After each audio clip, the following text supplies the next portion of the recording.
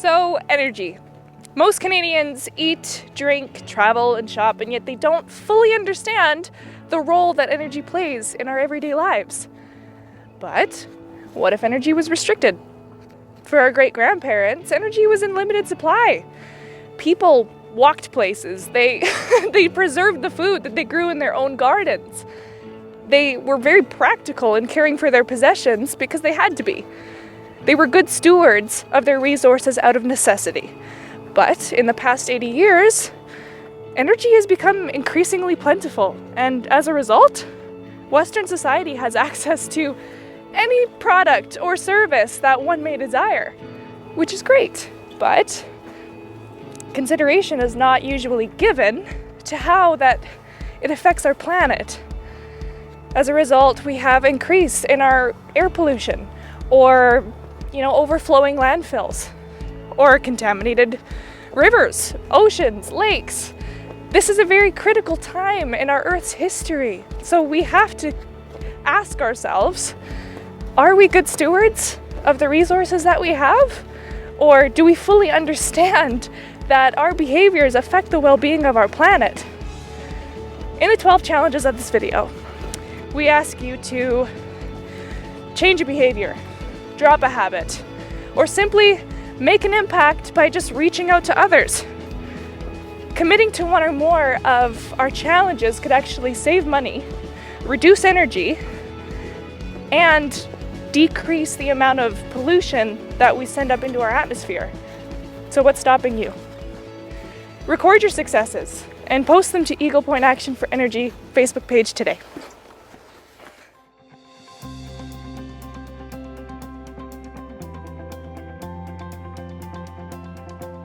Before we get into the 12 challenges, we need to review some basic science. Let's start with the carbon cycle. As plants undergo the process of photosynthesis, they transform atmospheric carbon dioxide into biomass or food.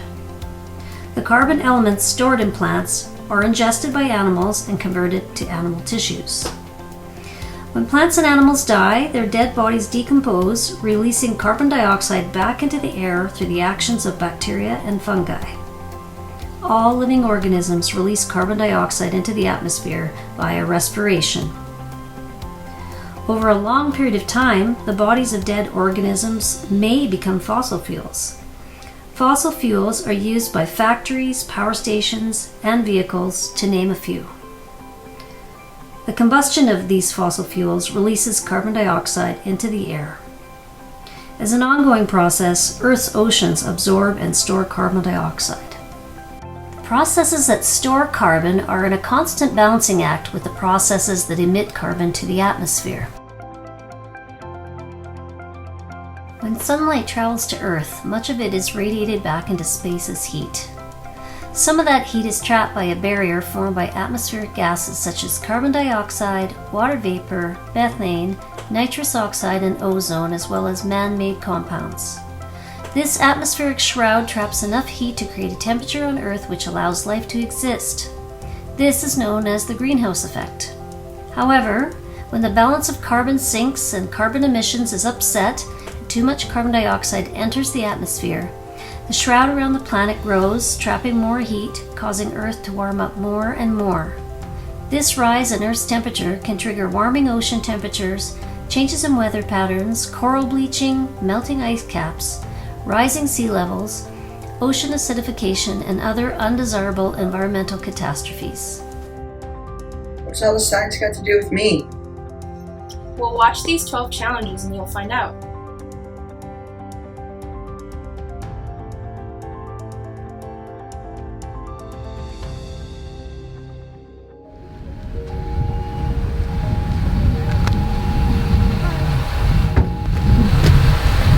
Walk today? It's freezing. Oh, come on, it's not that bad. Why did you get your mom to drive you? You live so close. Well, if you're get her to, but I can sleep in for an extra 10 minutes. Whoa, were you not listening at all yesterday?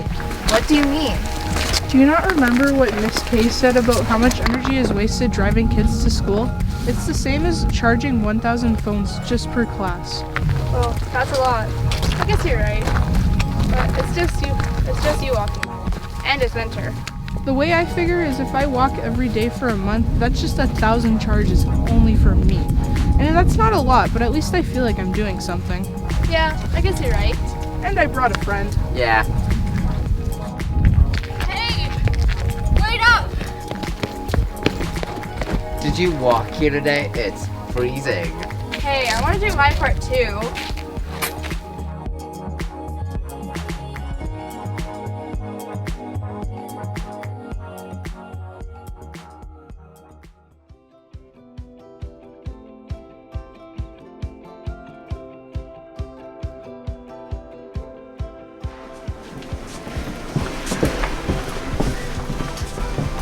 Okay everyone, hope you had a great weekend. If you remember what we talked about last week, new habits on helping the environment, we've decided we are going to start that today. What do you mean, Miss Glenn? You banning paper? No homework? Yeah! Okay, settle down. That's not what I'm talking about. I mean easy things that we can do every day without even thinking about it. How many fluorescent light bulbs are in this classroom? 1, 2, 3, 4, 5, 6, 8, 9, 19. 20?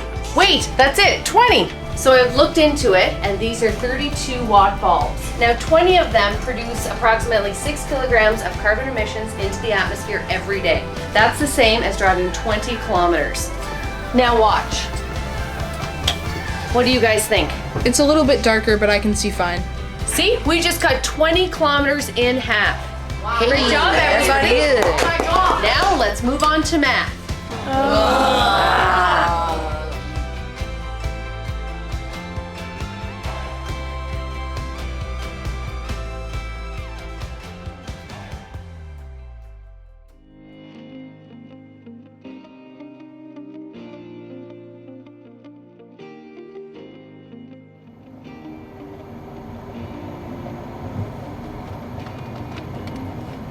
We're a bit late, so let's just get it to go. What do you want?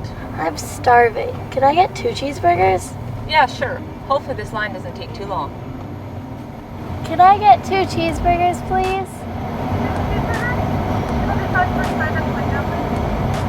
You know, I heard something crazy about drive-thrus. What's that? Well, I heard drive-thrus aren't very good for the environment, and they take forever. What do you mean? I think they're way faster. Maybe sometimes, but it's always better for the environment to just go inside. I heard waiting in the drive-thru is the same as driving 16 kilometers. What? It uses that much energy? Well, maybe next time we'll just go in. Yeah, definitely. But I think while we're waiting, you should turn off the car. Even that's better than just idling. Okay. You know, we didn't hear about any of this stuff when we were your age. Hi. Yeah. Thanks. No problem at all, thank you.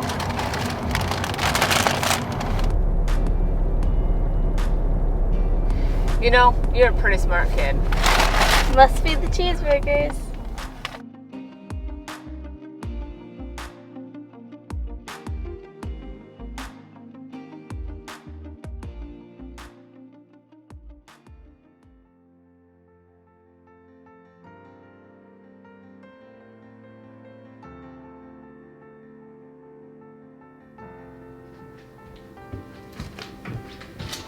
Hey, did you forget something? Sorry, Mom. I'm just so focused on the assignment about how we can help the environment. Well, maybe you could start by turning off your bedroom light. Oh, come on, Mom. It's just one light. It won't make a difference. Well, check it out. Maybe it would.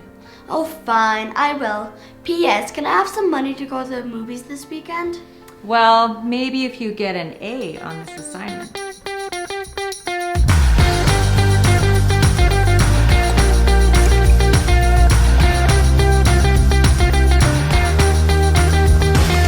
Hey, Mom. I figured it out. Want to hear? Sure, of course. Go ahead. Check this out. Okay, so I've checked out all the data and I figured out how I can help the environment and go to the movies this weekend. So, most days I rush out of the house, and you know me, when I'm rushing I forget things like turning off my bedroom light. I found out if you leave one bedroom light on all day, it uses the same amount of energy as a car driving 1 kilometer. Now, in your car, it costs about 10 cents worth of gasoline to drive 1 kilometer.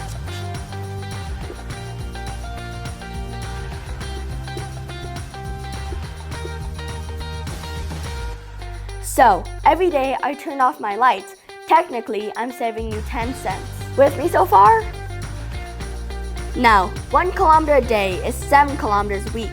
Then we multiply that by 52 weeks in a year, and that's 864 kilometers.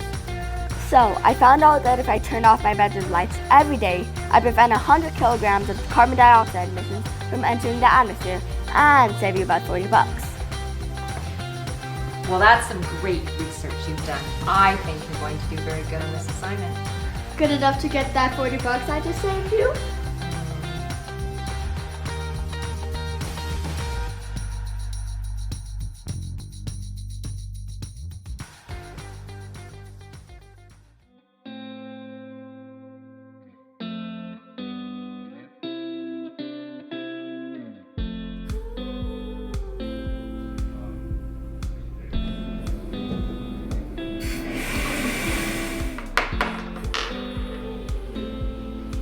Hey, sweetie.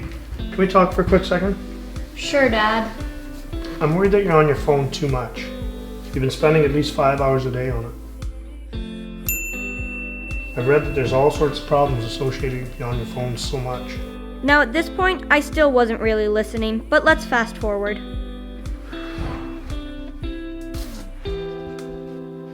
I'm supposed to be studying, but I can't stop researching. I'm in the zone and reading up on cell phone use and how much energy it takes globally to build smartphones.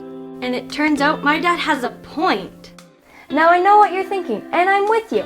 I'm just one person and this is one phone, but there's 2.5 billion phones on the planet. And worldwide device use accounts for 1.25 million tons of CO2 emissions.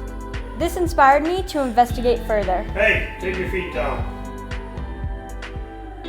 Most people replace their phones every 1.5 years, even though they can last way longer. We can all increase the lifespan of our phones by reducing our screen time and only charging our phones every couple of days so the battery lasts longer.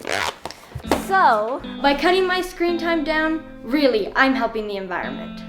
But honestly, it's better for me too. Lowering cell phone use also reduces stress, sleeping problems, and being distracted, not to mention the massive environmental impact of building and using all these smartphones. And that I can get on board with. So lower your screen time, keep your phone for longer, and help the environment.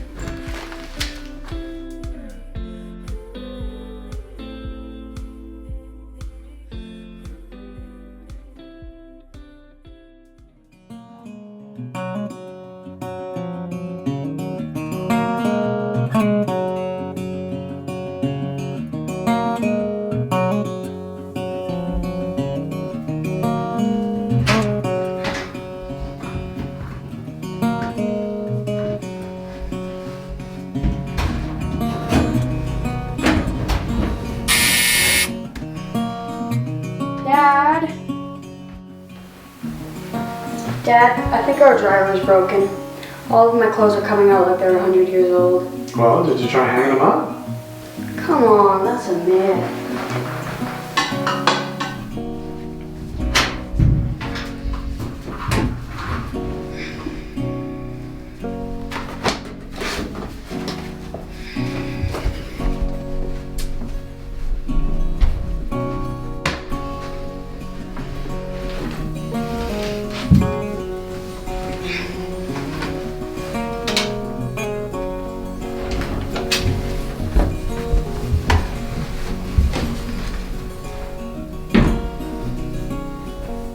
All right.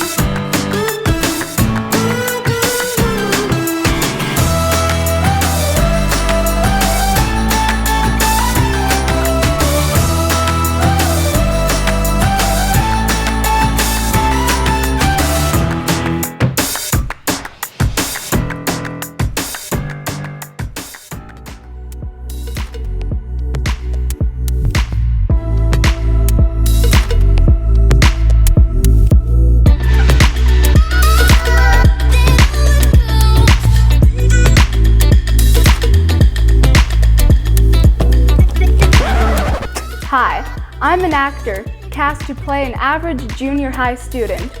Right now, I'm supposed to be packing my lunch and showing hesitation to use a Ziploc bag.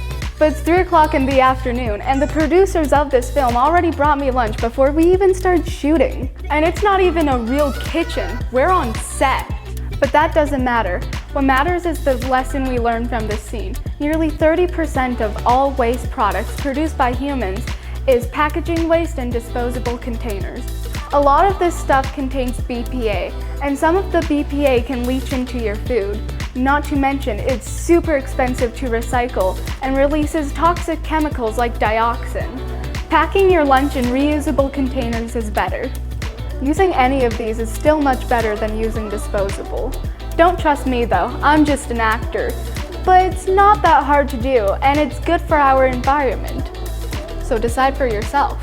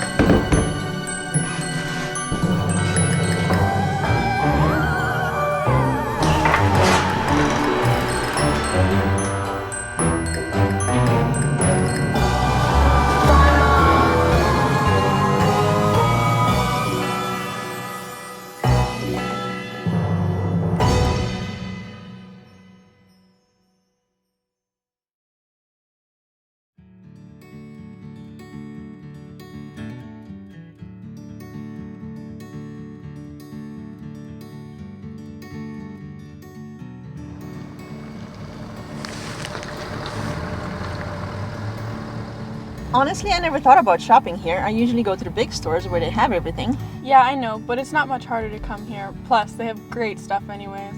Okay, great, let's give it a try. Why did you bring all these containers? Well, I googled it and it said if you brought your own containers, then there's no waste in packaging what you bought from here. Processing packaging and long-haul transportation from ship, truck, train, or airplane uses a lot of energy.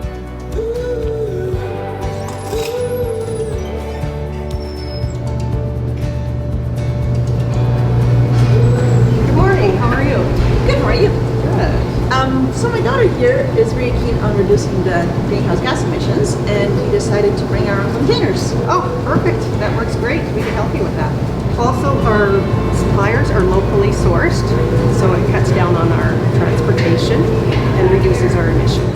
Oh, great. Well, you look at that. It's mistakes. We brought our own packaging as well. Oh, perfect. That works well. I'll get them right away. Mom, I know eating responsibly is a bit of a challenge, but things like this are simple ways we can start making an impact and support local. There you go, it's all ready. Great, thank you. You're welcome.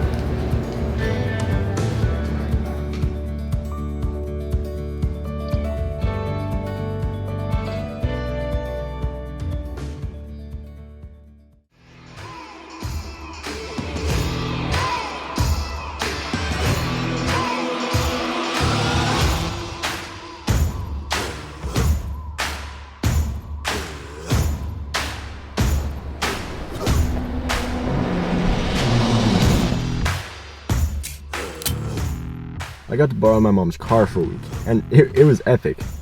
But she's gonna be home soon, so I gotta fuel it up and clean up a little bit, as you can see. Okay, time to tidy this thing up.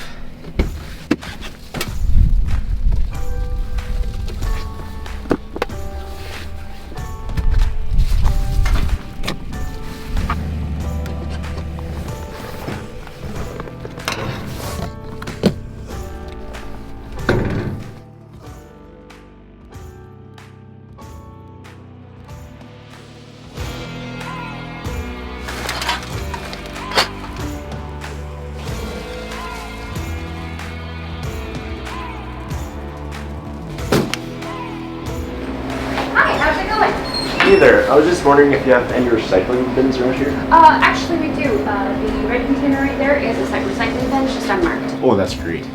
Yeah, we should probably actually put a sign on it. Better to ask than just use a garbage can.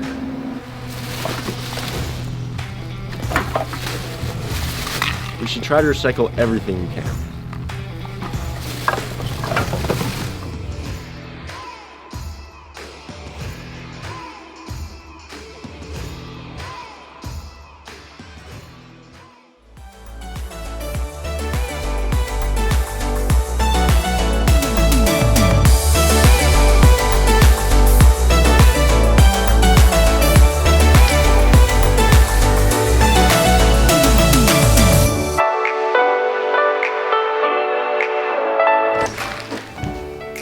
I'm home.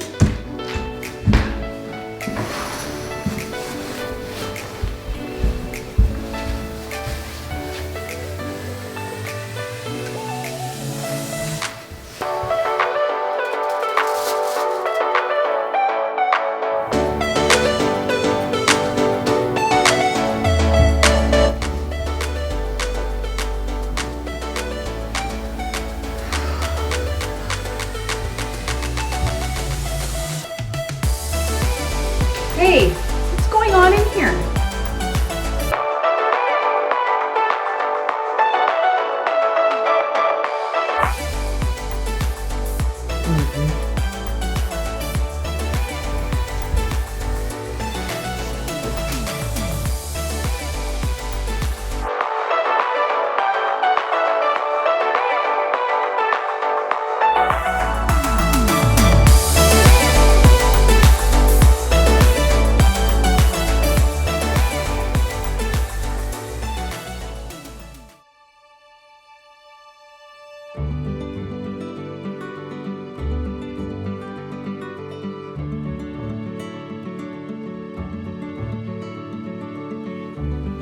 It's sometimes the smallest people who makes the biggest waves. Throughout history, large changes in our society have come from the seemingly most knowledgeable influences. Parks have been built, strict regulations have been created, and laws have been made to protect the environment through passion. When someone feels deeply enough about a cause and they're willing to take time to write letters, send emails, make phone calls, or discuss the topic with others, they can start to make changes. If you see something that you believe needs to improve, you can start by writing a letter to your local representative, your local paper, or posing a question online. It's by small measures like these that you can create the ripples needed for those waves of change in our society. You never know where you may end up. My name is Slade and I'm in grade 6 and I'm 11 years old. Thank you very much for breaking this in. We certainly appreciate it. No problem. Great, thank you.